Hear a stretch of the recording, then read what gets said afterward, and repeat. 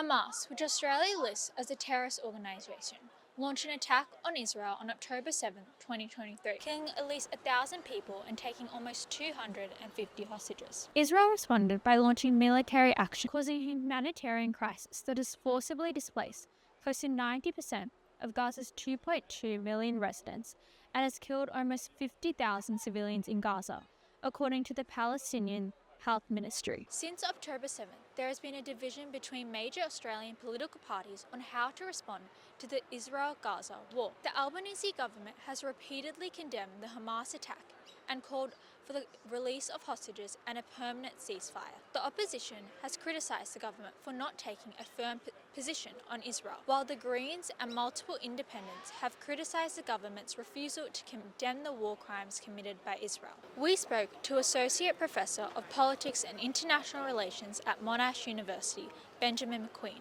about the different party stances on the war and Australia's geopolitical connection to the Middle East. Australia has a reasonably large economic relationship with Israel.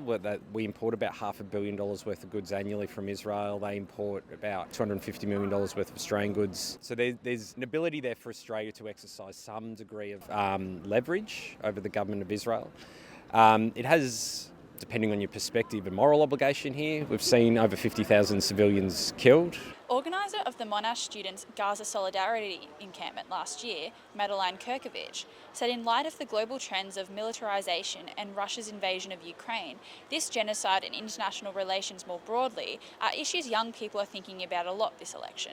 Issues that happen overseas also impact us here, and I think given that there is a massive militarisation happening right now across the world. So in Europe, there's a big rearmament going on. In the United States, in Australia, pledging to double our military spending in a couple of years. All of these things are tied up with questions like Gaza and wars happening elsewhere. So the fact that we're spending a lot more on the military is actually directly relevant to some of those cost of living issues as well. Why are we spending so much money on nuclear submarines when we could be putting that into things like free healthcare, free education, putting a cap on rents, for example. All of these things that could actually be done to alleviate the cost of living crisis. Students in major centres across Australia have protested against the government's ongoing support of Israel by joining encampments. These protests were met with criticism from politicians and public commenters, whose voices were amplified by some mainstream media outlets. They were pretty much just calling us provocateurs and that we are stirring up all this hatred and everything, falsely accusing a bunch of the encampments of stirring up things like anti-Semitism, whereas clearly a bunch of these protests were actually about being anti-war, being anti-racist.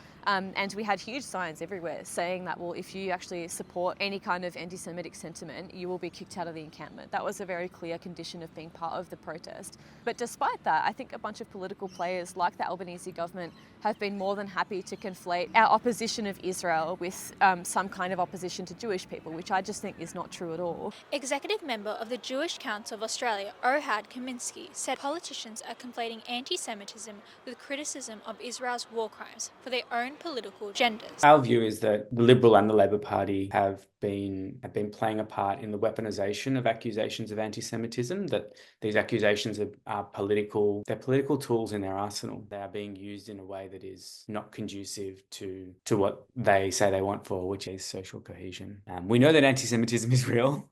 We know that it happens. We know that it is really scary. We also know that Islamophobia is very real, is increasing exponentially, as is anti-Palestinian racism, and that the only way to fight against these is not to situate them against one another. It's not to position them as enemies or as competing claims, but to recognise that our lots are bound up with one another and that the fight against racism requires acts of solidarity rather than competition for victimhood. The Jewish Council of Australia is a liberal group of Jewish academics, writers, teachers and lawyers that are committed to combating anti-Semitism and ending the politically dangerous conflation of anti-Semitism with pro-Palestine advocacy. The issue is not anti-Semitism, it's the killing of children and the mass displacement of individuals over a year and a half. That's the issue, the killing of and the starvation and all these horrors. That's the issue. It's not about Jewish people, and there are always Jewish people who are turning up in solidarity at these protests. Grassroots organisations and advocacy groups are calling for an immediate and permanent ceasefire. Both the Jewish Council of Australia and the group Monash Students for Palestine said a crucial step is to end military ties with Israel, apply sanctions on Israel similar to Russia, and name Israel's acts as genocide. I think the genocide in Gaza is something that people are clearly thinking about, at least young people coming into the election. I think for a lot of people, they weren't expecting the Labor Party to be so pro-Israel, and that is something that a lot of young people have an issue with, and also young progressives as well. I think typically progressive issues that have been on the list for young people over the last few years have been things like queer rights, women's rights, racism, and climate change. And those are things that people generally say that they support, including Aboriginal rights. Actually, that's a really big one. And now Palestine is part of that list.